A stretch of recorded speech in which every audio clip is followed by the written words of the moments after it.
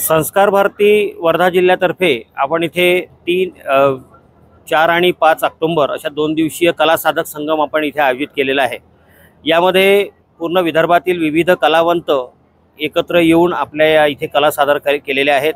यामध्ये ही जी प्रदर्शनी आहे हे दृश्य चित्रित असलेल्या या पूर्ण कलेचं आहे। सोबतच आपल्या ज्या मंचीय कला आहे या मंचीय कलेचं सुद्धा प्रदर्शन या निमित्ताने इथे होते आहे।